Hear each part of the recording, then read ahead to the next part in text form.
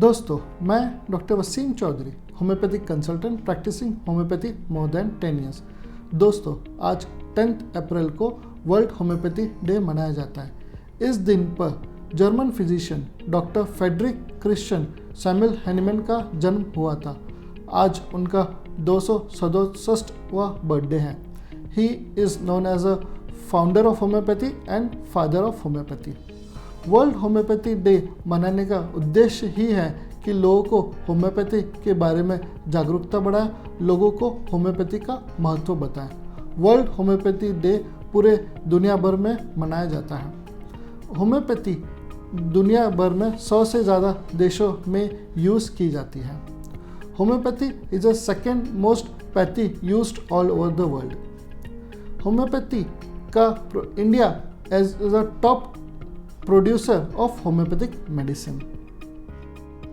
लोगों में होम्योपैथी से रिलेटेड एक भ्रम है कि होम्योपैथी सिर्फ जटिल क्रॉनिक बीमारियों के लिए ही है। लोग जब अलग अलग ट्रीटमेंट करके थक जाते हैं तब वे होम्योपैथी की तरफ आते हैं। हमारे प्रैक्टिस में भी हमने कई बार सुना है पेशेंट से कि उन्हें ये तकलीफ़ काफ़ी सालों से है, उन्होंने बहुत सारी मेडिसिन ली है और अब as a last option homeopathy की तरफ आ रहे हैं। होम्योपैथी उन सब बीमारियों के लिए यूज़फुल है जिनमें बाकी के पैथी में ट्रीटमेंट नहीं है। जो बीमारियां बार बार आ रही हैं उन सब के लिए भी होम्योपैथी काफ़ी यूज़फुल है। अब हम बात करते हैं होम्योपैथी किन किन बीमारियों के लिए और भी ज़्यादा इफ़ेक्टिव है। होम्योपैथिक वैसे तो सभी बीमारियों के लिए इफ़ेक्टिव है। एक्यूट बीमारी हो, लूज मोशन, कोल्ड, कफ, फीवर, उसके लिए भी उतना ही इफ़ेक्टिव है जितना वो क्रॉनिक बीमारियों के लिए यूज़फुल है। कुछ टाइम से हम देख रहे हैं कि लोग बच्चों में 5 से 10 साल के बच्चों में टॉन्सिल्स एडिनॉइड्स की तकलीफ़ बहुत ज़्यादा होती थी। तब लोगों को एक ही ऑप्शन था, ऑपरेशन करना। पर जैसे जैसे लोगों को होम्योपैथी का महत्व समझा है, होम्योपैथी की जागरूकता हुई है, लोगों ने होम्योपैथी की तरफ मेडिसिन लेना स्टार्ट किया है और ऑपरेशन की काफ़ी कमी आई है।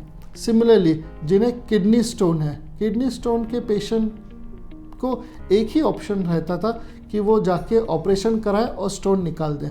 पर जैसे जैसे होम्योपैथी बढ़ रही है, लोगों को होम्योपैथी का महत्व समझ में आ रहा है। लोग होम्योपैथी किडनी स्टोन के लिए काफ़ी अच्छे से ले रहे हैं। होम्योपैथी में प्रेजेंट किडनी स्टोन को निकालने में भी इफ़ेक्टिव है और उसकी टेंडेंसी स्टॉप करने में भी होम्योपैथी काफ़ी यूज़फुल है। इसके साथ साथ होम्योपैथी पाइल्स, फिशुला जैसे बीमारियों के लिए भी यूज़फुल है। होम्योपैथी इससे भी जटिल बीमारियां जैसे ऑटोइम्यून डिजीज़, एलोपैथिक अलग अलग पैथी में इसका कोई ट्रीटमेंट नहीं ऐसे कहा जाता है, जैसे बीमारियां psoriasis, systemic lupus erythematosus, SLE, rheumatoid arthritis, ITP, उसके लिए भी होम्योपैथी में काफ़ी बेहतर इलाज है। कुछ डिजीज़ कंडीशन, सर्जिकल कंडीशन जैसे गॉल ब्लैडर स्टोन या प्रोस्टेटोमेगाली, इसके लिए बाकी के पैथी में सिर्फ सर्जरी ही एक इलाज बोला जाता है, पर होम्योपैथी में भी इसका काफ़ी सटीक से इलाज अब हो रहा है। होम्योपैथी अब काफ़ी ज़्यादा इफ़ेक्टिव रह रहा है। पिछले 2-2.5 साल में जैसे कोरोना ने पूरे दुनिया भर में हाहाकार मचाया, उसी टाइम पर होम्योपैथी काफ़ी अच्छे से ट्रीटमेंट के नाम पर उभर कर आया है।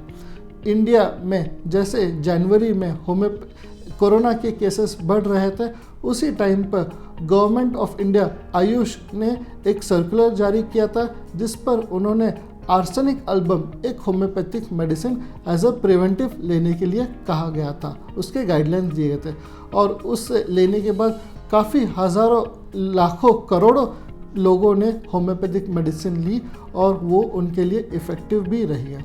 इसके साथ साथ इसके बाद कुछ महीनों बाद जैसे कोरोना की सेकेंड वेव आई। सेकेंड वेव फर्स्ट वेव से ज़्यादा खतरनाक थी। इसमें लोगों को और ज़्यादा इन्फेक्शन हुआ।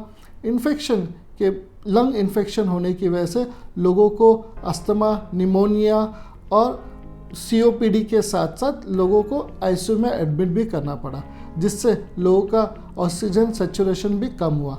उसी टाइम पर एक होम्योपैथिक मेडिसिन एस्पिडोस्पर्मा क्यू, ये भी काफ़ी इफ़ेक्टिव मेडिसिन रही थी।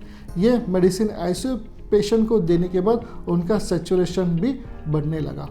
जैसे जैसे कोरोना कम होता जा रहा है, कोरोना के साइड इफ़ेक्ट्स भी काफ़ी ज़्यादा देखने मिल रहे हैं। अब तक के 50 करोड़ लोगों को कोरोना हो चुका है और उसमें से 60 लाख लोग मर चुके हैं।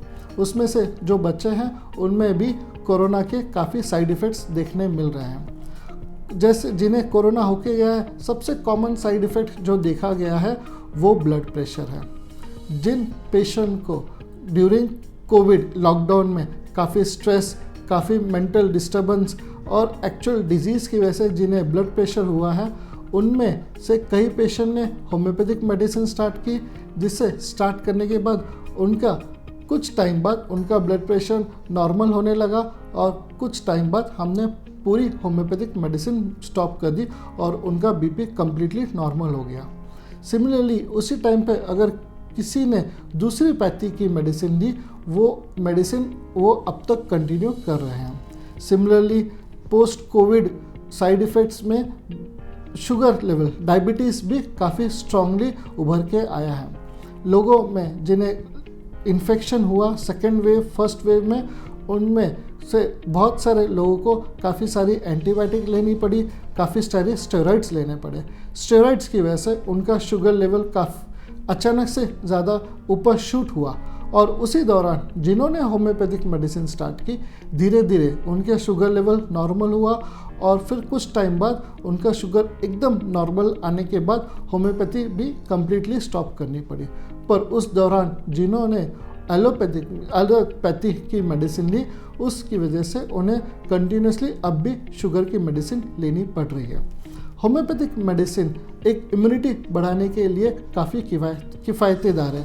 ये लोगों को सदियों से पता है और इम्यूनिटी का महत्व कोरोना ने लोगों को अच्छे से समझा दिया है। कोरोना में जिन जिन लोगों की इम्यूनिटी स्ट्रांग रही है, उन्हें इन्फेक्शन एक तो नहीं हुआ है या फिर हुआ भी तो है तो माइल्ड इन्फेक्शन में ही रहा है। कोरोना के साइड इफ़ेक्ट्स में एक सीवियर साइड इफ़ेक्ट रहा है म्यूकोरमाइकोसिस। उसके लिए भी कई लेवल तक होम्योपैथी ने एक कारगर ट्रीटमेंट के तौर पर उभर आया है। कोरोना में लोगों को फिजिकल शारीरिक तकलीफ़ के साथ साथ मानसिक तकलीफ भी हुई है, जिसमें लोग काफ़ी सारे फियर, इनसिक्योरिटी, डिप्रेशन, एंजाइटी के भी शिकार हुए हैं। उसके लिए भी होम्योपैथिक मेडिसिन काफ़ी इफ़ेक्टिव रहा है। लोगों का मनोबल भी काफ़ी गिरा है। उसमें को उभारने के लिए होम्योपैथिक के बैच फ्लावर मेडिसिन और अलग अलग टाइप के मेडिसिन भी काफ़ी इफ़ेक्टिव रहे हैं। होम्योपैथी ने इस कोरोना के दौर में लोगों को बहुत ही ज़्यादा स्ट्रॉन्ग बनाने में और रिजल्ट देने की कोशिश की है। दोस्तों, ये बेसिक इन्फॉर्मेशन थी जो मैं वर्ल्ड होम्योपैथिक डे के अवसर पर आपको होम्योपैथी का महत्व बताना चाहता था। आशा करता हूँ आपको ये वीडियो पसंद आया होगा। इसी तरह से मुझसे जुड़े रहने के लिए आप मेरा YouTube channel homeo care clinic को लाइक करें, शेयर करें और सब्सक्राइब करें और बेल आइकन बटन दबाना ना भूलें, ताकि इन फ्यूचर अगर मैं कोई भी वीडियो डालूं तो उसका नोटिफिकेशन आपको तुरंत मिल सके। धन्यवाद। खुश रहें, स्वस्थ रहें।